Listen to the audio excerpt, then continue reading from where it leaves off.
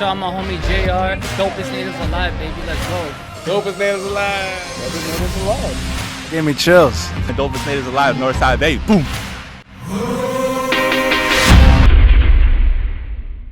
Hey, what's up, everybody? It's JR Smoke here for Dopest Natives Alive.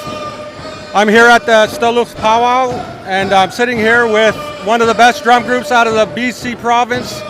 My favorite all time, we got Blackfish in the house, and I'm sitting here with the one and only Chris Thomas. How's it going today, Chris? It's pretty jamming there, JR. Thanks for asking. Thanks. Another good powwow, another good day. Okay, yeah. Right on. So this is, how many years of singing is this till this date today?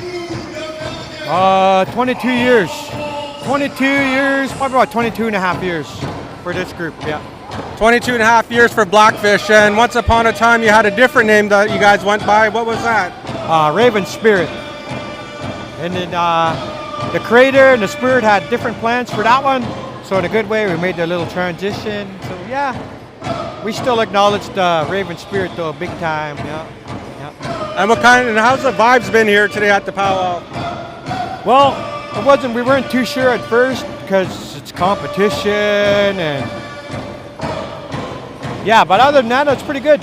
You know, we had to shake off a little bit of feeling we had, but our elders taught us how to do it. There was a little smudge bowl outside. We went outside, smudged. It's all gone. Just here to have a good rocking time now. Yep. So I know there's been a lot of people talking about bringing back more traditional style powwows. What is your thoughts on the difference between traditional and contest?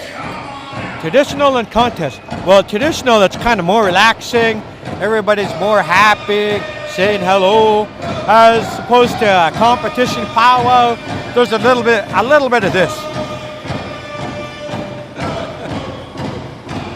As for traditional powwow, it's hey bro, how's it going, man? Good to see ya.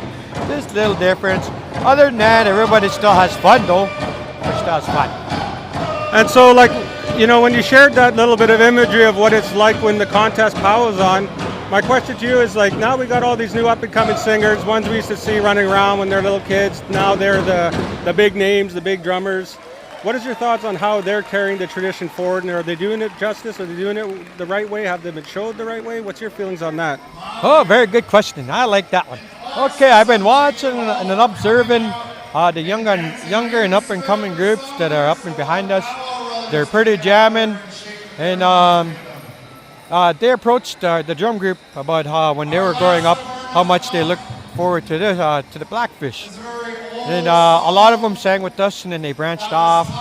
And they're very fortunate that they have their elders as well to give them direction and to keep them grounded and all that.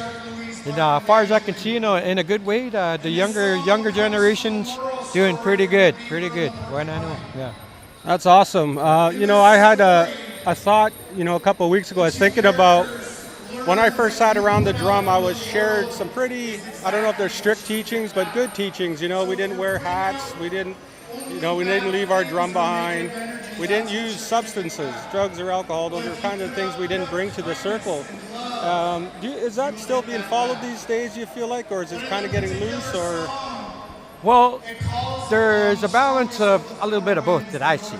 I mean, there's a lot of groups that'll go out and do their thing, and then there's a lot of groups that'll just stay.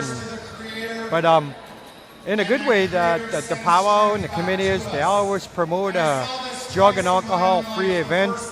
And then, so long as we keep doing that and acknowledge, you know, the good ways, we just got to keep plugging away and keep making sure we keep our younger people standing upright.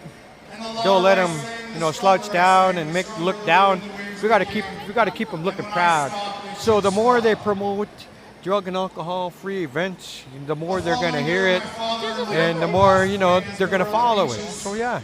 Yeah, so we don't really want to alienate them and make them feel like they're not welcome around the drum. We want them to feel the medicine of the drum and let the medicine of the drum work and help them get stronger. And, you know, if it's for their spirit to put those things aside, that's what they will do, and that's the way we trust in our ceremonies and our songs. Yes, sir. That's exactly how it is.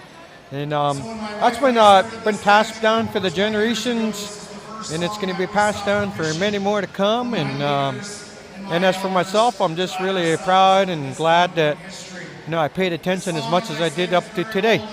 But, yeah.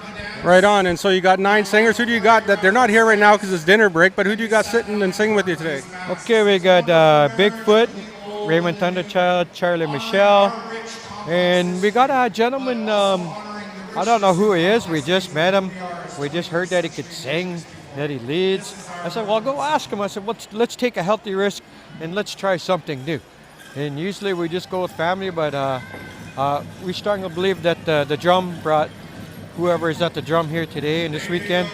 That's who the drum wanted here. And then there's that gentleman. Then there's Chris Berry, Braden Napoleon, Ted Napoleon, Wilfred Thomas, Tyrone Thomas, and myself, Chris Thomas.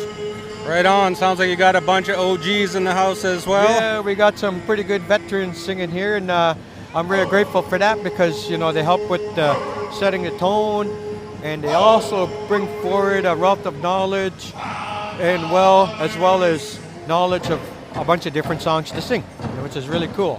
So you got a lot of talented people in your family, and I was lucky to interview your niece, Fawnwood? Yes. She's my older sister's daughter. Yeah, she's my niece, Fawn. Yeah. Nice. So I just want to send a shout out to Fawnwood. Thanks for allowing us to interview you at the Circles Festival a couple of weeks ago, and I dropped her name and let her know that I was friends with you, and she was quite happy to know we're some connections. Right on. The big name dropper. I was just like, yeah, Blackfish in the house. Yeah. All right. How many more years of this do you think you got under your belt? Well, I'm gonna do it until I can't hold a stick no more. So I'm gonna go from contemporary, and then I'll probably work my way to old style.